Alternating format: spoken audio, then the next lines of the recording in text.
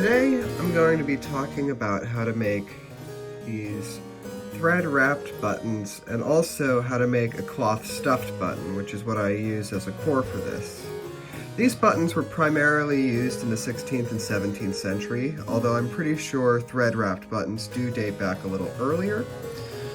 This one is based off of a few surviving examples that I can't name off the top of my head at the very moment, but I might include in the video.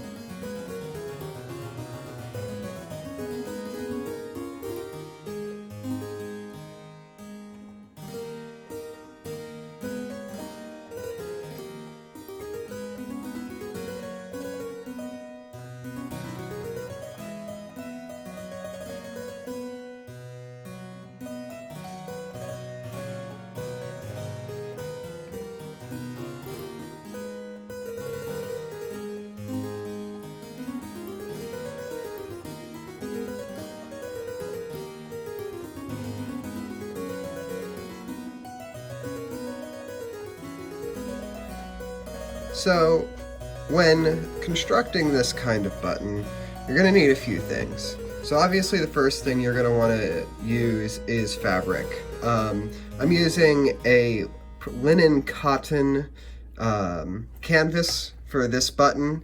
Most often it would have been, if you're just making a cloth-filled button, the same fabric in which your garment's made of, although you can experiment with using contrasting or just different fabrics.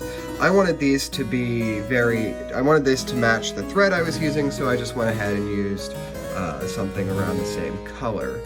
But we're just going to go ahead and start with making a cloth-filled button for now. So you'll need thread. I use all my construction out of linen thread. I get this one from Burnley and Townbridge. This is a great construction thread. I forget which weight it is exactly, but this is pretty much my go-to for everything. Even for gathering these together, it's just a nice, robust, easy-to-use thread and historically accurate. You're also going to want some wax to pass your thread through.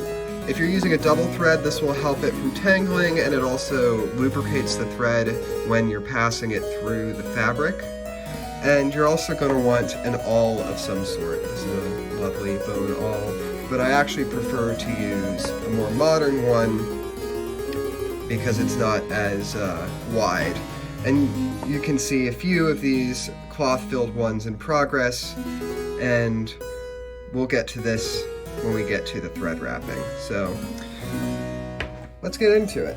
So I've got a double length of the linen thread already threaded on a needle. I like to use the double thread just because it's strong, and when you're constructing these, I always tend to pull pretty hard. So I've passed it through the wax. Now, in good proper practice, you're going to want to iron the wax into your thread with a pressing cloth. But I find for this application, just drawing it through my fingers a few times, the heat and friction will force the beeswax into the thread and works just as well for just these small applications. You'll also notice I'm using a ring thimble. I find for historical sewing, a lot of the techniques are easier if you're using a thimble. When you're working with heavier threads and heavier fabrics, it can be really helpful to use a thimble, and it's just good practice. So, we're going to go ahead and get our fabric here, and working right along the edge, I usually set in about maybe somewhere between 1/4 and 1/8. It depends on the fabric, but I just set in and I start gathering in little pleats. And you can just go about this at your own leisure, and it's okay if you keep it gathered like that. But just kind of eyeballing all the way around, you want to put in these gathers. Now, if you felt necessary, you could draw a line all the way around so that you're making sure you're an even distance from the edge, but I find it doesn't really help all too much. And you know, you can just kind of eyeball this. These will kind of vary in size, but as long as your main circle is the same, you should end up with the right kind of buttons, the right size. And there are some factors that'll change this, and that will be in some later stages. So we're coming right back, oops, sorry, I'm off camera. So we're coming right back to the original stitch, and I like to just take a stitch through that first pleat. So you see that first pleat right here. And I just like to take my stitch through there. So now we have a kind of gathered ball with nothing in it. So what I like to do is I like to pull this apart a little bit. And this is why I like to use the linen thread, because it allows me to manipulate it a little more roughly. So I like to pull it apart a little bit, and then what you're going to want to do is kind of squish all that stuff to the center.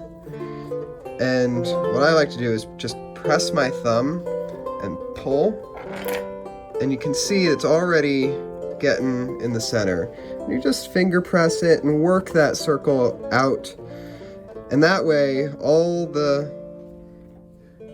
what was the raw edge is now on the inside, and you have a disc like this that's flat.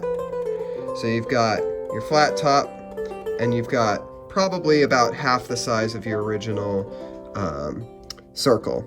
Now, a nifty little thing that's starting to happen is these pleats are carrying over to the edge.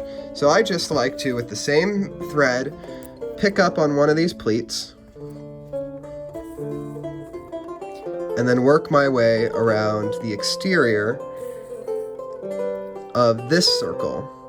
Now, if you're pushing your fabric all the way to the center and you're stitching right along the edge, you should get a consistent button every time.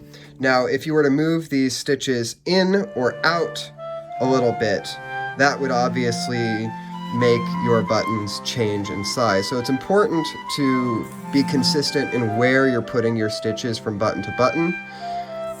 And I like to just work right along the edge. And it's relatively easy to do this because your pleats kind of line up for you, and it'll just make a cleaner button overall. And of course, where there's no pleats, I just take a stitch. And I'm making sure not to go all the way to the face of the fabric. So I'm just stitching through this bottom layer. Now, I'm not entirely sure that this is the historical method. To be fair, I think that cloth-filled buttons were made several different ways. This is just how I like to do them, and I find it's a faster and easier process to do just the one thread inside and out. And you can end up making these pretty fast once you get the hang of it.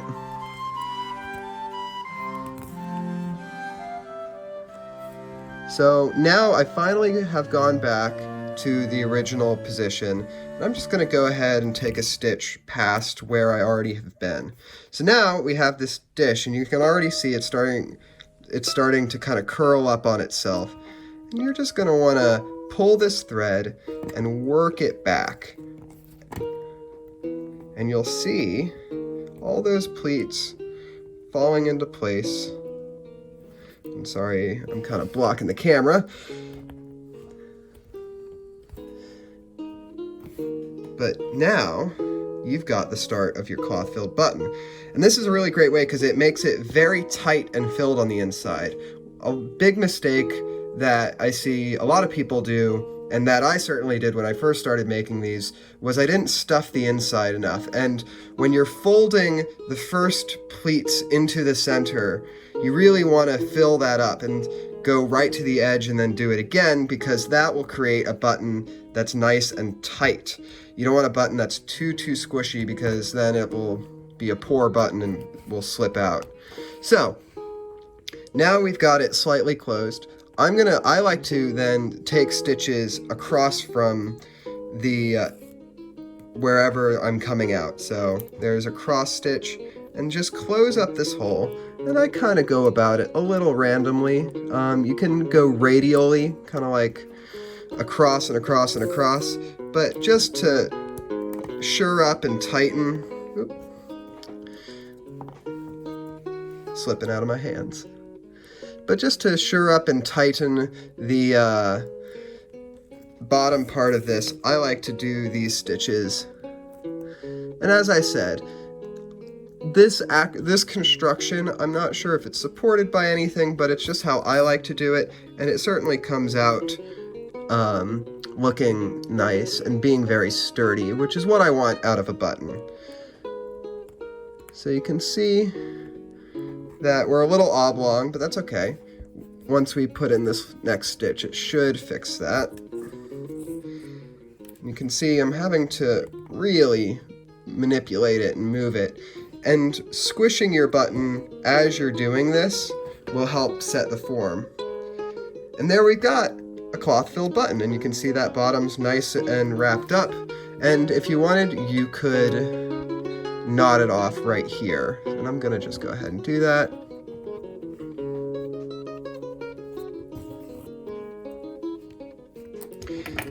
So,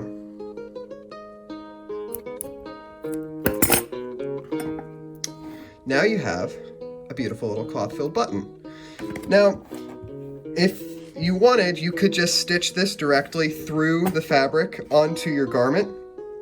Alternatively, like these, you could make a little shank, and on one side you could just wrap the shank, or you could use a buttonhole stitch for something a little more decorative, like on the top of this.